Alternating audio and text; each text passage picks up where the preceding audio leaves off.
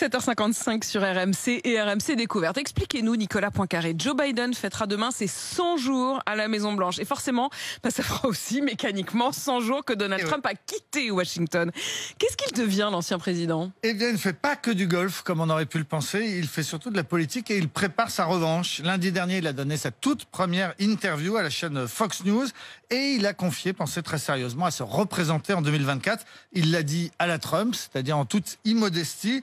Il a dit, regardez mes chiffres de popularité, ils sont incroyables. Personne n'avait jamais été aussi populaire que moi. Selon lui, les Américains sont en train de comprendre que tout va mal, que le chômage va augmenter, que la liberté de porter des armes est remise en question, que la frontière avec le Mexique est ouverte. À Orlando, en Floride, en février, Donald Trump avait déjà évoqué cette possible future candidature en 2024 lors de la réunion annuelle du Parti républicain. Il avait dit, je pense que je pourrais les battre une troisième fois. Pourquoi une troisième fois? Parce qu'il a gagné une fois, qu'il pense avoir gagné la fois dernière. Il n'a toujours pas reconnu la victoire, il n'a toujours pas admis la victoire de Joe Biden. Donald Trump cherche à garder le contrôle sur le parti, les Républicains. Oui, on lui a prêté à un moment l'intention de créer un nouveau parti qui lui appartiendrait entièrement. Il l'a démenti en expliquant que ce serait la défaite assurée. Il préfère donc essayer de garder la main sur ce parti grâce au nerf de la guerre, c'est-à-dire l'argent. Il dispose d'une jolie cagnotte de plusieurs millions de dollars grâce aux dons que les particuliers avaient fait pour financer les procédures judiciaires pour contester la défaite. Les procès n'ont pas eu lieu et il a gardé l'argent. Il a demandé au parti de cesser d'utiliser son image pour lever des fonds et il a demandé à ses supporters, eux, de cesser de financer le parti, de réserver leurs dons à sa structure Save America. Avec cet argent, il compte peser sur l'avenir, peser sur le choix des candidats aux prochaines élections de novembre 2022 et en attendant, il distribue des bons et des mauvais points aux leaders des partis. Ceux qui l'ont soutenu lorsqu'il contestait sa défaite sont adoubés, ceux qui l'ont lâché au contraire sont assassinés. C'est le cas de Mike Pence, son ancien vice-président, ou bien du leader des Républicains au Sénat, le sénateur Mitch McConnell, qui l'a récemment qualifié publiquement de « stupid son of a bitch », ce qui veut dire... Stupide fils de pute. Vous l'avez dit. Donald Trump qui ne quitte pratiquement pas sa résidence de Palm Beach. Non, il était arrivé là-bas le matin même de l'investiture de Joe Biden, vous vous souvenez, en ayant quitté la Maison-Blanche avant même la cérémonie. Et depuis, il n'est jamais retourné à Washington.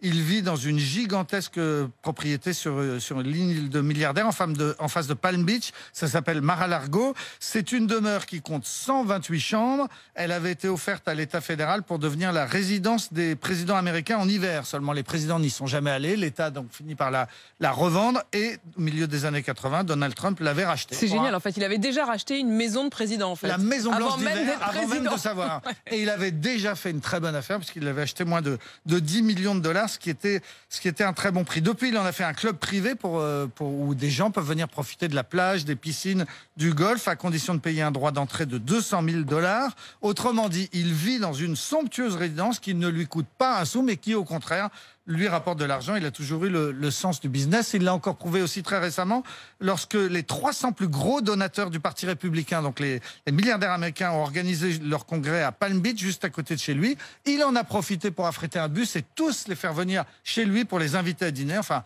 invité, pas tout à fait, puisqu'ensuite il a envoyé la note au Parti républicain. Forcément, petite note de frais. Donald Trump qui reste donc très actif, mais qui a perdu ses moyens de communication par contre. Et oui, il n'a jamais retrouvé ses comptes Twitter et Facebook. Depuis, donc, il s'exprime par des communiqués de presse signés Donald Trump, 45e président des États-Unis d'Amérique. Il y a quelques jours, par exemple, il a fait un communiqué ainsi pour critiquer l'immense star du basket américain, LeBron James, qu'il a traité au passage de raciste, qui a fait un peu de bruit. Mais globalement, Donald Trump est de moins en moins présent dans le paysage. Le nombre de recherches Google sur son nom diminue tous les jours et les audiences des chaînes d'infos sont en berne. L'Amérique est en train de se désintoxiquer de Donald Trump. Merci beaucoup, Nicolas. Il est 8h sur RMC. Tout de suite.